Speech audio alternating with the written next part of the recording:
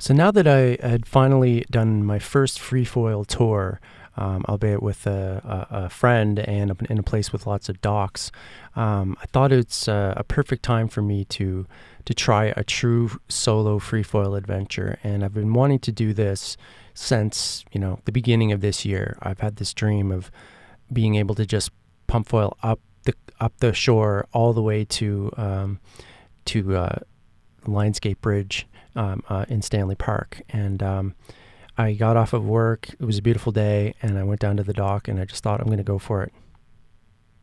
So I launched from the dock, and it was about a 7-minute pump over to Second Beach. And from then on, I had to go and find rocks all the way along. And there were a few spots that I couldn't find a rock, so I had to walk a little bit along the seawall. But eventually I made it to under the Lionsgate Bridge, which was so surreal. And the currents were so strong under there, so it was pretty rad. And then I turned around and headed back. And the whole trip took me something like 2.5 hours, but it was so much fun.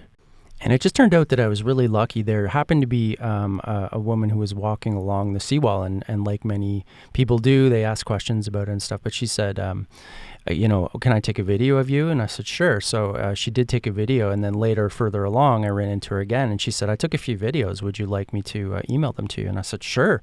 So I'm lucky. I actually have some footage of this trip, which is rad. Here we go.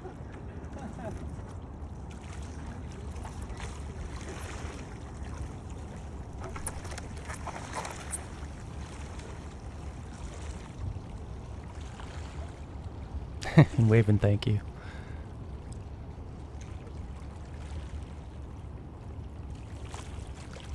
And the one thing about going along the seawall is there are so many rocks. I mean, there are rocks everywhere in the water, so it's not that easy to get launched. Even if you can find a rock that works, there's often rocks in front of it. There, I hit a rock before I could get going. And hit another rock.